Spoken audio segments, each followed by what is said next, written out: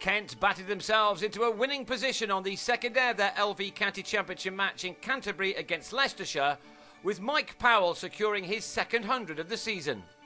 Coming into the day on 104 for 2, only 37 runs behind Leicestershire's below par 141 made on the first day, Kent looked to Rob Key and Brendan Nash to further develop their third wicket partnership, which had already brought them 68 runs on the previous evening.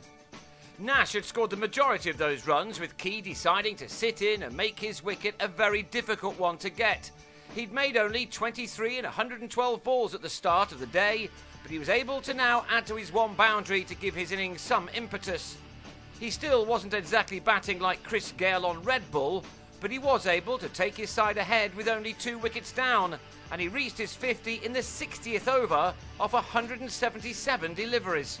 His partnership with Nash was invaluable and had added 131 in 43 overs when it was brought to an end by Wayne White rather apologetically, as Nash somehow shovelled a full toss to Josh Cobb to depart for 76.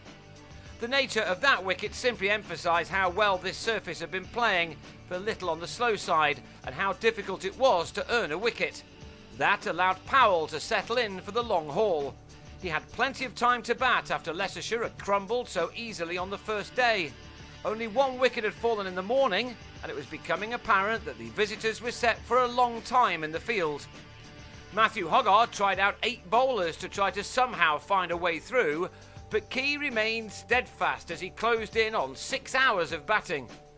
How Leicestershire would have been pleased to see the back of him.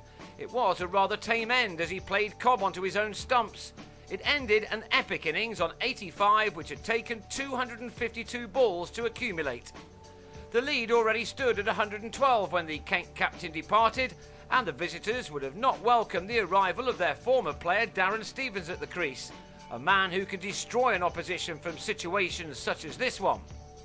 He increased the run rate with 23 off 33 balls, but was unable to do too much damage as he dragged a ball from Claude Henderson into the hands of Cobb at mid-wicket. He was out with his side on 292 for 5, and Kent were able to earn a third batting bonus point just in time, with Powell now holding the innings together. He'd made a 50 off 129 balls, and now looked to bat the visitors into the ground. The total had reached 312 when he lost Geraint Jones at the other end. The keeper didn't quite get to the pitch of a delivery and drove Claude Henderson to Jacques du Toit. But the remainder of the day belonged to Kent, who dug in to try to bat Leicestershire into submission. Given the match situation, Powell's innings was close to perfection. With so much time left in this match, he could afford just to bat and bat and bat. And doing just that carried him to his second 100 as a Kent player.